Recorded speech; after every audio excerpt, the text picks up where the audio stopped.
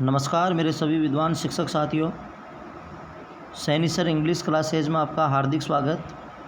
साथियों, कल हमने इंग्लिश का जो मुहिम शुरू किया है Mahatma Gandhi English medium school और विवेकानंद मॉडल स्कूल में जो 80 नंबर का जो इंग्लिश का पेपर होने वाला है, उसके लिए एक स्पेशल मिशन हमने शुरू कर रखा है।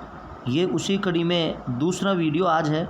सेकंड वीडियो के साथ टेंस के टॉपिक का दूसरे वीडियो के साथ आज हम अगेन रूबरू हो रहे हैं। कल हमने 3 रूल कंप्लीट कर लिए थे।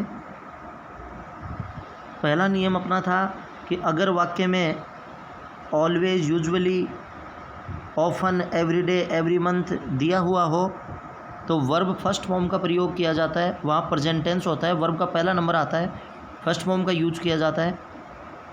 दूसरा रूल हमने किया था कि अगर वाक्य में yesterday, last day, last month, एगो यानी कोई भी ऐसा शब्द दिया हुआ हो जिसका मीनिंग ये होता हो कि ये पहले का काम है, ये पहले हो चुका, ये काम पहले की बात कर रहा है।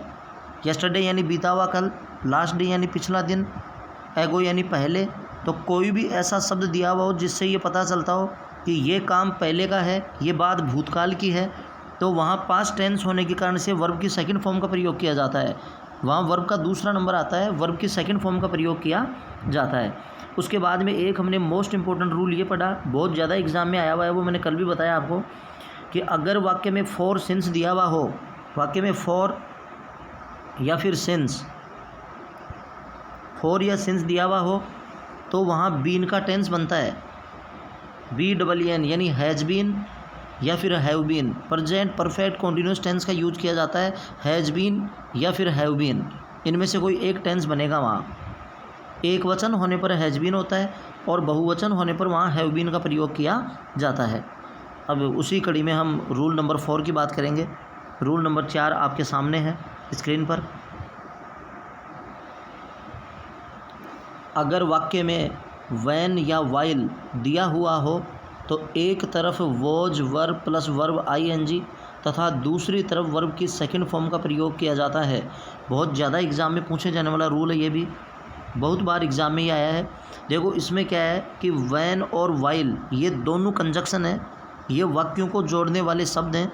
इसमें 2 वाक्य होंगे, व्हेन भी 2 वाक्यों को लेके आएगा, 2 वाक्य इसमें होंगे, और व्हाइल के भी 2 वाक्य होंगे। इन दोनों वाक्यों में 2 टेंस हम सेट करते हैं। तो इन दोनों वाक्यों का टेंस का रूल यही होता है कि व्हेन या व्हाइल होने पर एक वाक्य में तो वॉज, वेयर इनमें से कोई हो जाता है, एक वचन होने पर वॉज और बहुवचन होने पर वर, वॉज या वर में से एक हो जाता है। और जो दूसरा सेंटेंस जो है उसमें वर्ब की सेकंड फॉर्म का प्रयोग किया जाता है। इसको बिल्कुल शॉर्ट में याद करने का तरीका मैं आपको बता देता हूँ। बहुत स्टूडेंट्स ने आज तक इसको इसी तरीके से मैंने तैयार करवाया है और वो बहुत अच्छा तैयार भी उनको हुआ है। तो आप ध्यान से सुनिए ट्रिक को, बहुत शानदार रामबाण ट्रिक है इसकी, कि व्हेन या व्हाइल अगर वाक्य में दिया हुआ हो तो आपको सीधा सीधा तैयार ये करना है कि व्हेन के पहले वाले वाक्य में वॉज वर होगा, व्हेन के पहले जो वाक्य इधर जो वाक्य होगा व्हेन के पहले वाक्य में वॉज वर होगा, और जो व्हाइल दिया हुआ होता है व्हाइल के बाद वाले वाक्य में वॉज वर होगा। बस आप इतना याद रख लें कि व्हेन के पहले वॉज वर और व्हाइल के बाद में वॉज वर। अभी मैं एग्जांपल्स में आपको ये समझाऊंगा सारी बात। व्हेन के पहले वॉज वर और व्हाइल के बाद में वॉज वर, ये आप बिल्कुल दिमाग में रख लें कि व्हेन व्हाइल का ये रूल होता है कि व्हेन के पहले वाले वाक्य में वॉज वर होता है तो व्हाइल के बाद वाले वाक्य में वॉज वर होता है। बाकी जो सेंटेंस एक जो रह जाता है, क्योंकि इसमें 2 सेंटेंस होते हैं, उसमें वर्ब की सेकंड फॉर्म का प्रयोग किया जाता है। ये पास्ट टेंस बनेगा, पास्ट कॉन्टिन्यूस टेंस बनेगा ये, व्हेन के पहले वॉज वर, व्हाइल के बाद में वॉज वर। चलो एग्जाम्पल नंबर 1 देखते हैं। Rita space to the radio when Rakesh called at her. When को देखते ही आपके माइंड में डायरेक्ट ये बात होनी चाहिए कि व्हेन इसमें दिया हुआ है, पहचान का शब्द अपने को मिल गया है। तो व्हेन होने पर अपने डायरेक्ट जो याद है कि व्हेन के पहले वाक्य में वॉज वर और व्हाइल के बाद में वाक्य में वॉज वर। तो व्हेन के पहले वाले वाक्य में वॉज वर, तो व्हेन के पहले इस वाक्य में वॉज या वर आना चाहिए। ऑप्शन को अगर हम देखते हैं तो सीधा सीधा ऑप्शन नंबर D इसका आंसर है, वॉज लिसनिंग, क्योंकि व्हेन के पहले वाले वाक्य में वॉज या वर का प्रयोग किया जाता है और वॉज वर के बाद वर्ब प्लस ING हमेशा होती है, क्योंकि यह कॉन्टिन्यूस टेंस होता है। Is, am, are, was, were, इनके बाद वर्ब प्लस आईएनजी का प्रयोग किया जाता है क्योंकि ये कॉन्टिन्यूस टेंस है और वर्ब प्लस आईएनजी इसमें होता है। तो व्हेन के पहले वॉज वर, ये डी अपना आंसर हो जाएगा। जो दूसरा सेंटेंस जो है उसमें वर्ब की सेकंड फॉर्म होनी चाहिए, तो आप देख लीजिए कॉल्ड यहाँ वर्ब की सेकंड फॉर्म है, यानी अपना जो रूल है वो ये है कि व्हेन के पहले वाक्य में वॉज वर होगा और जो दूसरा वाक्य जो बचा हुआ उसमें वर्ब की सेकंड फॉर्म होगी, तो ये डी इसका आंसर करेक्ट हो जाएगा। नेक्स्ट सेंटेंस देखिए, where space when you saw him last, when, again अपना रूल इसके अंदर आपको नज़र आ गया। और मैंने पहले भी ये बताया है कि दोस्तों हम बिल्कुल शॉर्ट ट्रिक से इनको करेंगे, जितनी आपको एग्ज़ाम में रिक्वायरमेंट है निश्चित रूप से मैं वादा करता हूँ कि आपके एग्ज़ाम में क्वेश्चंस बिल्कुल सही हो जाएंगे। व्हेन के पहले वॉज वर और वाइल के बाद में वॉज वर, तो ये व्हेन के पहले वॉज वर के हिसाब से सी जो है वो बिल्कुल करेक्ट आंसर है कि व्हेन के पहले वॉज वर होना चाहिए। तो ये व्हेन के पहले वॉज भी है और आईएनजी भी है, ये सेंटेंस बिल्कुल सेट हो जाएगा। When was he living when you saw him last, when के पहले वाले वाक्य में वॉज वर, आंसर आएगा इसका सी। तीसरा नंबर सेंटेंस है, he had a bad fall while he space his roof, while, when या वाइल को देखते डायरेक्ट आपके माइंड में ये होना चाहिए कि व्हेन के पहले वॉज वर और वाइल के बाद में वॉज वर। तो वाइल यहाँ दिया हुआ है, वाइल के बाद वाले वाक्य में वॉज वर, यानी यहाँ वॉज या वर का प्रयोग किया जाएगा। तो यहाँ बी ऑप्शन जो है उसमें वॉज वर लिखा हुआ है, वॉज रिपेयरिंग, ही एक वचन है इसलिए यहाँ वॉज लगा दिया है और वॉज के बाद आईएनजी लगाने में रिपेयर का रिपेयरिंग हो गया है। While he was repairing his roof, when के पहले वाले वाक्य में वॉज वर और वाइल के बाद वाले वाक्य में वॉज वर, बिल्कुल सिंपल सा तैयार करना है कि व्हेन आ जाए तो उसके पहले वाले वाक्य में वॉज वर होगा और वाइल के बाद वाले वाक्य में वॉज वर होगा।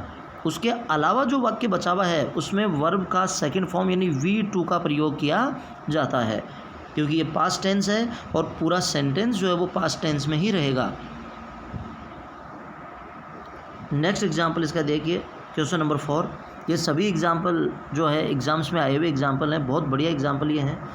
तो नेक्स्ट एग्जाम्पल में है, while I space in the lawn it began to rain, while यहाँ दिया हुआ है। वाइल का यही रूल है कि व्हेन के पहले वाले वाक्य में वॉज वर और वाइल के बाद वाले वाक्य में वॉज वर, तो वाइल के तुरंत बाद वाले वाक्य में वॉज वर होगा। इसमें देखा जाए तो वॉज वर का ऑप्शन सी ऑप्शन जो है अपने पास एक ही ऑप्शन है, वॉज वाटरिंग, वॉज भी लगा दिया है और आईएनजी भी लगा दिया है, तो ये सेंटेंस बिल्कुल सही बन गया। While I was watering in the lawn, जब मैं लॉन में पानी दे रहा था, इट बिगेन टू रेन, बारिश आना शुरू हो गई। व्हेन के पहले वाक्य में वॉज वर और वाइल के बाद वाले वाक्य में वॉज वर, यानी ऑप्शन नंबर सी इसका जो है वो करेक्ट आंसर हो जाएगा। Next example number 5, Piyush space a book when she heard a cry, when के पहले वाक्य में वॉज वर, तो व्हेन के पहले यानी यहाँ इसके अंदर वॉज या वर आना चाहिए।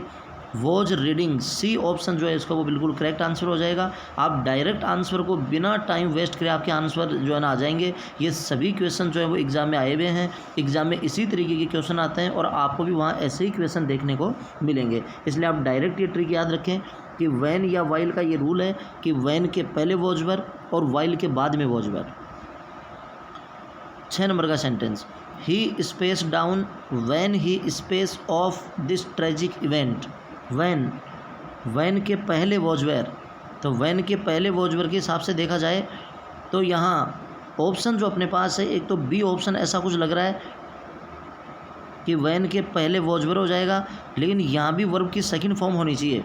हमने अभी बात की है कि ये पास्ट टेंस है, व्हेन के पहले वॉज वेयर, तो जो बचा हुआ सेंटेंस है उसमें V2 होनी चाहिए उसके अंदर।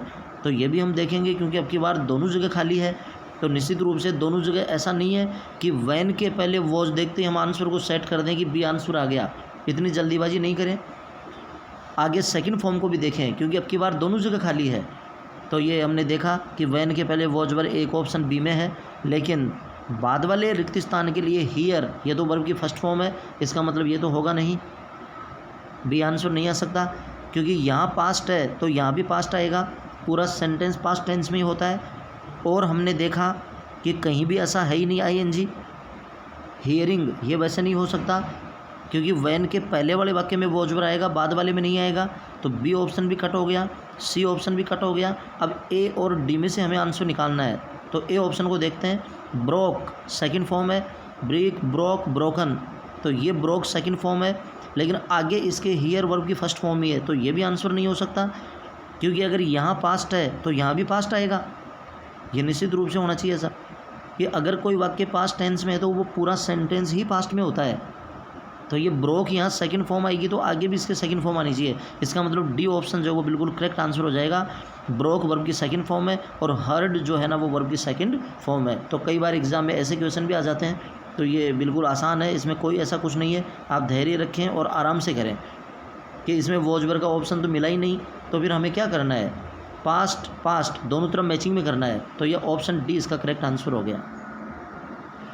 ये हो गया वैन और वाइल का रूल। वैन के पहले वॉज वर्ब और वाइल के बाद में वॉज वर्ब का प्रयोग किया जाता है। दूसरा जो वाक्य है उसमें सेकंड फॉर्म का प्रयोग किया जाता है। रूल नंबर 5 की तरफ हम बढ़ते हैं आगे। अगर वाक्य में टुमारो, टुमारो का मतलब होता है आने वाला कल, तो जो आने वाला कल है वो भविष्य है, भविष्य काल है। नेक्स्ट डे अगला दिन, ये भी अगला दिन, अगला महीना, अगली साल। कमिंग डेज आने वाले दिन, ये सभी दोस्तों ये सब जो है वो भविष्य काल की तरफ इशारा कर रहे हैं। आने वाला कल, आने वाला साल, आने वाला सप्ताह है, next week, next day, next year, आने वाला, तो आगे जो आएगा वो भविष्य काल है, यानी फ्यूचर टेंस की तरफ इशारा कर रहा है। ये फ्यूचर टेंस का सेंटेंस बनेगा अगर वाक्य में इनमें कोई भी शब्द मिल जाए। तो फ्यूचर टेंस का सेंटेंस बनने पर हमें करना क्या है कि शैल, विल और वर्ब की फर्स्ट फॉर्म का प्रयोग करना है। वहाँ हमें क्या करना है कि शैल, विल का प्रयोग करना है, या तो वहाँ शैल होगा या फिर विल आएगा और वर्ब की पहला नंबर आ जाएगा। अगर फ्यूचर टेंस की बात हम करेंगे शैल, विल का प्रयोग करेंगे। अब शैल और विल में भी एक समझने की बात है, वो देख लेते हैं हम। आई और वी, आई और वी, इसके साथ जो होता है वो शैल होता है। हम ये पहले भी पढ़े हुए होंगे आप निश्चित रूप से कि आई और वी के साथ शैल का प्रयोग होता है, और बाकी सभी ही, सी, इट, ये जो भी है इनके साथ क्या होता है कि विल का प्रयोग किया जाता है। तो आप थोड़ा सा ध्यान रखें कि आई और वी के साथ शैल का प्रयोग करें और बाकी के साथ विल का प्रयोग करें। तो देखिए एग्जाम्पल देखते हैं इसके।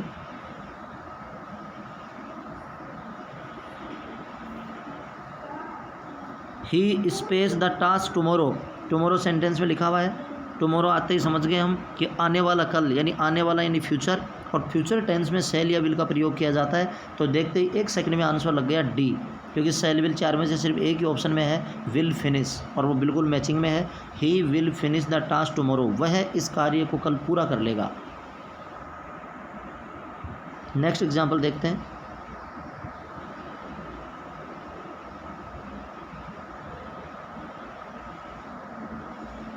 सी space your village next week, next week, next week का मतलब अगला सप्ताह है, वही फ्यूचर टेंस का है। Tomorrow, next day, next month, next week, तो यही शैल विल का प्रयोग होगा, यानी बी जो है वो अपना करेक्ट आंसर हो जाएगा, विल ट्यूर, बी अपना करेक्ट आंसर हो जाएगा। I space this project next year, next year shall will का प्रयोग होगा फ्यूचर टेंस के अंदर, और आई के साथ शैल का यूज़ होता है। तो इसमें ए जो है वो अपना बिल्कुल करेक्ट आंसर हो जाएगा, क्योंकि आई और वी मैंने आपको बता दिया है कि आई और वी इन दोनों के साथ जो आप करेंगे वो शैल का प्रयोग करेंगे, इन दोनों के साथ, तो इन दोनों के साथ शैल का प्रयोग होगा। तो यहाँ शैल जो है वो अपना करेक्ट आंसर हो जाएगा। तो tomorrow, next day, next month, next year, कोई भी शब्द से अगर आपको ऐसा लगे कि ये भविष्य काल यानी फ्यूचर टेंस की तरफ इशारा कर रहा है, तो ये तो निश्चित रूप से आप समझ जाना कि फ्यूचर टेंस में शैल विल का प्रयोग निश्चित रूप से होगा। और पास्ट टेंस की तरफ कोई इशारा करता हुआ शब्द अगर आपको लगे कि yesterday, last day, last month, पिछला यानी भूतकाल, तो वर्ब की सेकंड फॉर्म का प्रयोग वहाँ किया जाता है। रूल नंबर 6 की तरफ हम चलते हैं, लगभग लास्ट रूल है, और ये भी मोस्ट इम्पोर्टेंट रूल है, मोस्ट इम्पोर्टेंट है, बहुत ज़्यादा एग्जाम में आया हुआ है। आप बहुत अच्छे से मैं इसको बताता हूँ आपको, बिल्कुल शॉर्ट ट्रिक में हम ये करेंगे। अगर वाक्य में बिफोर या आफ्टर, इन दोनों शब्दों को आप ध्यान से देख लीजिए, बिफोर, आफ्टर, अच्छे से इन दोनों शब्दों को देख लो, बस ये शब्द को देखते ही सीधा आंसर आ जाएगा। बिफोर या आफ्टर दिया हुआ हो तो एक वाक्य में वर्ब की सेकंड फॉर्म का प्रयोग होता है, तो दूसरी तरफ हेड प्लस वर्ब की थर्ड फॉर्म का प्रयोग किया जाता है। यानी बिफोर या आफ्टर के वाक्य में क्या होता है कि एक वाक्य में वर्ब की सेकंड फॉर्म होती है, दूसरे वाक्य में हेड प्लस वर्ब की थर्ड फॉर्म होती है। एक बार इसके नीचे थोड़ा सा समझा रखा है, उसको देखते हैं, फिर मैं आपको शॉर्ट ट्रिक करवाता हूँ इसकी। विद्यार्थी ध्यान दें, इस टेंस का प्रयोग ऐसे कार्य के लिए होता है जो भूतकाल में किसी दूसरे कार्य से पहले समाप्त हो गया हो, अर्थात जो कार्य पहले हो जाता है उसमें हेड प्लस वर्ब की थर्ड फॉर्म का प्रयोग किया जाता है। साथियों, सीधी सीधी बात है कि बिफोर और आफ्टर में डबल एक्शन होते हैं। बिफोर और आफ्टर के वाक्य में दो वाक्य होते हैं, यानी दो कार्य होते हैं। जो कार्य पहले समाप्त हो जाता है उसमें हेड लगा दिया जाता है, और जो बाद में होता है उसमें वर्ब की सेकंड फॉर्म का प्रयोग कर दिया जाता है। तो इसको बिल्कुल शॉर्ट में अगर हम समझना चाहें तो आप यूँ समझ लीजिए कि बिफोर आफ्टर में दो कार्य होते हैं। जैसे आपने खूब ऐसे वाक्य सुने हुए होंगे पहले स्कूल टाइम में जब पढ़े हैं तब, कि मेरे स्टेशन पहुंचने से पहले ट्रेन जा चुकी थी। मेरे स्टेशन पहुंचने से पहले ट्रेन जा चुकी थी। ट्रेन जा चुकी थी यानी जो काम पहले हुआ उसमें हेड लगेगा, द ट्रेन हैड गॉन। जो काम बाद में हुआ, मैं बाद में पहुंचा वहाँ, तो मेरे वर्ब की सेकंड फॉर्म में आएगी। तो जो कार्य पहले हो जाता है उसमें हेड लग जाता है, और जो सेंटेंस जो बचा हुआ होता है उसमें वर्ब की सेकंड फॉर्म लग जाती है। तो इसको और अच्छे से इसको समझने के लिए सीधी सी बात आप ये याद रखेंगे कि बिफोर या आफ्टर, यहाँ दो शब्द हैं आपके पास, एक तो बिफोर है और एक है आफ्टर। तो आप यूँ समझ लीजिए शॉर्ट ट्रिक में, जिस प्रकार से आपने ये तैयार किया था कि व्हेन के पहले वॉजवर और वाइल के बाद में वॉजवर, इसी प्रकार से सेम ट्यूनिंग में याद कर लो। बिफोर यानी पहले, तो बिफोर से पहले हेड, यानी बिफोर के पहले वाले वाक्य में हेड लगेगा, और आफ्टर के बाद में हेड, आफ्टर के बाद में हेड, इसका मतलब है आफ्टर के बाद वाले वाक्य में हेड लगेगा। बहुत सरल हो गया, दोबारा सुनिए आप। बिफोर यानी पहले, यानी बिफोर के पहले वाले वाक्य में हेड लगा देना, और आफ्टर का मतलब होता है बाद में, इसके बाद वाले वाक्य में हेड लगा देना। 2-3 बार प्रैक्टिस करेंगे, बिल्कुल शानदार आपको आ जाएगा, कहीं दिक्कत नहीं आएगी। बिफोर से पहले हेड, आफ्टर के बाद में हेड, और हेड के बाद हमेशा वर्ब की थर्ड फॉर्म होती है। ये आपको पता है, नहीं हो तो आप ये बेसिक तैयार कर लो ताकि रूल आपको ज़्यादा रटने नहीं पड़ेंगे। बिफोर से पहले हेड, आफ्टर के बाद में हेड। तो चलो एग्जाम्पल देखते हैं इसके।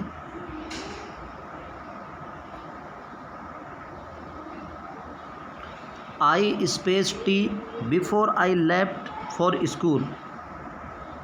बिफोर वाक्य में दिया हुआ हो तो डायरेक्ट आपको रूल 1 सेकंड में माइंड में आना चाहिए कि बिफोर से पहले हेड, तो बिफोर से पहले हेड सी में भी है और बिफोर से पहले हेड डी में भी है। लेकिन दोस्तों आपको पता है कि फोर सिंस होने पर बीन लगाते हैं, यहाँ कोई फोर सिंस नहीं है तो बीन तो यहाँ आएगा भी नहीं, तो सीधा सीधा आंसर आ जाएगा इसका सी, कि बिफोर से पहले हेड, इसमें ये हेड हो जाएगा और ये वर्ब की थर्ड फॉर्म आ गई टेकन, और जो बचा हुआ वाक्य उसमें वर्ब की सेकंड फॉर्म होती है तो लेफ्ट वर्ब की सेकंड फॉर्म अपने आप मैचिंग में आ जाएगी। बिफोर से पहले हेड, तो ये आंसर सी इसका करेक्ट आंसर हो जाएगा। इसके बाद में देखते हैं, after she space her tea she felt refreshed. After के बाद में हेड, यानी यहाँ हेड होना चाहिए इसके अंदर। अब हेड में देखा जाए तो अपने पास ऑप्शन डी में भी हेड है, सी में भी हेड है, तो ए भी कट गया और बी भी ऑप्शन कट गया है। अब बिफोर से पहले हेड और आफ्टर के बाद में हेड, तो आफ्टर के बाद में हेड लगेगा, और हेड के बाद हमेशा जो वर्ब की है वो तीसरा नंबर होती है, वर्ब की थर्ड फॉर्म होती है हमेशा। टेक, टुक, टेकन, टेकन वर्ब की थर्ड फॉर्म है, इसका मतलब इसका डी जो है वो करेक्ट आंसर हो जाएगा। सी नहीं हो सकता इसका, क्योंकि सी में क्या है, हेड के बाद में वर्ब की सेकंड फॉर्म लगा रखी है, वो गलत है। हेड के बाद हमेशा वर्ब का तीसरा नंबर होता है। इज, एम, आर, वॉज, वर, इनके बाद वर्ब में आईएनजी होती है, और बीन के बाद जो है वो भी वर्ब के अंदर आईएनजी होती है। हमने देखा था बीन के बाद वर्ब की आईएनजी, तो इस बार थोड़ा सा आप ध्यान रखें। हेड के बाद वर्ब की थर्ड फॉर्म होती है, कहता है ये जो है इसका ऑप्शन नंबर जो डी जो है वो इसका करेक्ट आंसर हो जाएगा। नेक्स्ट एग्जाम्पल देखिए, she space her project before they called her. Before से पहले हेड, आफ्टर के बाद में हेड, डायरेक्ट रट लो। बिफोर से पहले हेड सीधा रट लो, 1 सेकंड में आंसर आएगा। बिफोर से पहले हेड, तो पहले हेड का मतलब सीधा आंसर आ गया सी, कहीं कोई दिक्कत नहीं है। बिफोर से पहले हेड, सभी एग्जाम्पल एग्ज़ाम में आए हुए हैं। आप कितने भी पेपर जो है पहले के पेपर्स आप देख लेना, आज तक के एग्ज़ाम में आए हुए जो आप बाज़ार से अवेलेबल है, बाज़ार में आज तक के एग्ज़ाम के आए हुए सभी क्वेश्चंस वो आप बुक ले लीजिए, उसमें सॉल्व कर लीजिए, सारे क्वेश्चन सॉल्व होंगे। कहीं भी कोई प्रॉब्लम हो आप व्हाट्सएप से जुड़ जाइए और उसमें आप व्हाट्सएप लीव कर सकते हो। आपको हर संभव सहायता की जाएगी, जितना टाइम मिलेगा जब भी उस हिसाब से आपको ज़रूर बताया जाएगा। तो बिफोर से पहले हेड, आफ्टर के बाद में had. Next example, Gita washed her clothes after, after के बाद में हेड, यानी यहाँ हेड होना चाहिए, तो ये आंसर सी इसका जो वो करेक्ट आंसर हो जाएगा। यहाँ एक ही ऑप्शन में हेड है, हेड डन। तो साथियों, बिफोर से पहले हेड, आफ्टर के बाद में हेड, व्हेन के पहले वॉज वर्ब, व्हाइल के बाद में was verb, for since all, been ज़रूर लगेगा। 2-4 बार जब आप रिपीट करेंगे, जब भी टाइम मिले, कहीं फुर्सत में बैठे हो, कभी भी आप इसको रिपीट इस टाइम का यूटिलाइज कर सकते हो और आप ये रूल तैयार कर सकते हो। बहुत सिंपल रूल है ये, लास्ट रूल है, ये भी एग्ज़ाम में कई बार आया है, तो इसको भी थोड़ा सा हम देख लेते हैं। बाकी जो मैंने ये कहा है कि ये खूब ज़्यादा आते हैं, वो आप सबसे पहले तैयार करना, इनमें एग्जाम्पल ज़्यादा आपको देखने को मिलेंगे। अगर वाक्य में ऑलरेडी, ऑलरेडी यानी हाल ही में, पहले से ही, ऑलरेडी का मतलब पहले से ही, रिसेंटली यानी हाल ही में, यट, जस्ट, सो फार, इसमें यट शब्द और ऑलरेडी शब्द, ये 2 शब्द जो हैं वो मोस्ट इंपॉर्टेंट हैं। ये एग्ज़ाम में सबसे ज़्यादा इन पे क्वेश्चन आज तक बने हुए हैं, तो आप इनको निशाने पे ले लीजिए। यट, ऑलरेडी, अगर वाक्य में दिया हुआ हो तो वहाँ हैज़ हैव का प्रयोग किया जाएगा, और हैज़ हैव के बाद भी हमेशा वर्ब की थर्ड फॉर्म का प्रयोग होता है। हैज़, हैव, हैड, ये एक ही परिवार है, इन तीनों के बाद में वर्ब की थर्ड फॉर्म का प्रयोग किया जाता है। ये परफेक्ट टेंस कहलाते हैं तीनों ही, वो पास्ट परफेक्ट था और ये प्रेजेंट परफेक्ट है। Already, recently, yet, so far, has, have plus verb third का प्रयोग किया जाता है। देखिए एग्जाम्पल देखिए, get up the sun has already, तो ऑलरेडी में हैज़ तो इसने पहले से ही लगा दिया, आप वर्ब की थर्ड फॉर्म में लगा दो। राइज, रोज, राइजन, ये वर्ब की थर्ड फॉर्म हो जाएगी राइजन। एग्जाम में बना हुआ क्वेश्चन है, बहुत अच्छा क्वेश्चन है, पहले पुराने पेपर का बना हुआ है, आ जाएगा दोबारा कहीं। राइज, रोज, राइजन, ये राइजन वर्ब की थर्ड फॉर्म है, तथा इसका सी जो है वो बिल्कुल करेक्ट आंसर हो जाएगा। Parth, space, not, space, me, yet, yet वाक्य में दिया हुआ हो तो हैज़, हैव प्लस वर्ब की थर्ड फॉर्म का प्रयोग किया जाएगा। तो यहाँ यट यहाँ दिया हुआ है, हैज़ हैव देखा जाए तो केवल डी ऑप्शन में हैज़ हैव है, तो यहाँ हैज़ आ जाएगा और ऑप्शन डी अपना जो वो करेक्ट आंसर हो जाएगा। इस प्रकार से ये टेंस के 7 रूल्स अपने हो गए हैं। मुझे नहीं लगता किसी प्रकार की कोई भी आपको यहाँ परेशानी आएगी, क्योंकि 7 रूल में उम्मीद है कि ये लगभग सारा कवर हो जाएगा। आप अच्छे से इन रूल्स को तैयार करें। ये प्रैक्टिस जो मैं करवा रहा हूँ उसके साथ एग्जांपल्स, इनको बार बार आप देखें। अगर आपको इनकी PDF चाहिए, ये नोट्स चाहिए जो इसमें जो मैं समझा रहा हूँ, ये इनकी PDF प्राप्त करने के लिए आप मेरे व्हाट्सएप नंबर से आप जुड़ जाइए। आप कमेंट में लिख के भेजें कि आपको इसकी PDF चाहिए, तो आपको व्हाट्सएप के ज़रिए PDF भेज दी जाएगी। आप उसके प्रिंट आउट निकाल लीजिए और इसके तुरंत बाद नेक्स्ट वीडियो जो आएगा वो 10 मिनट का, आज तक के अलग अलग एग्ज़ाम्स में आए हुए जो बहुत अच्छे क्वेश्चन हैं उनका सिलेक्शन में करके लाऊंगा मिक्स के अंदर। इन 7 नियमों के मिक्स में टेंस के एग्जाम्पल में लेके आऊँगा, बेहतरीन एग्जाम्पल्स मैं आपके लिए लाऊंगा, और उनको हम डायरेक्ट, आप जब तक ये रूल तैयार करके रखो, हम उनको बिल्कुल फटाफट रूल की सहायता से और सोल्व कर लेंगे, और बहुत आनंद आएगा आपको सोल्व करने में, और अच्छा आपको लगेगा कि बिल्कुल चीज़ें क्लियर हो रही हैं। तो आप अच्छे से इन रूल्स को तैयार करें। मिलते हैं अगले वीडियो के साथ, मिलेंगे फिर से। साथियों, एक बात कहना चाहूँगा कि अगर आपके साथी लोग भी अगर ये तैयारी कर रहे हैं, MGGS और विवेकानंद मॉडल स्कूल का फॉर्म उन्होंने भर रखा है, तो आप इस वीडियो को ज़्यादा से ज़्यादा शेयर करें, ताकि हमें भी कॉन्फिडेंस मिले और आत्मविश्वास हमारा बढ़े, और आपके लिए बहुत अच्छा मैटर मैं और लेके आऊँ। चलते हैं, मिलते हैं नेक्स्ट वीडियो के साथ में।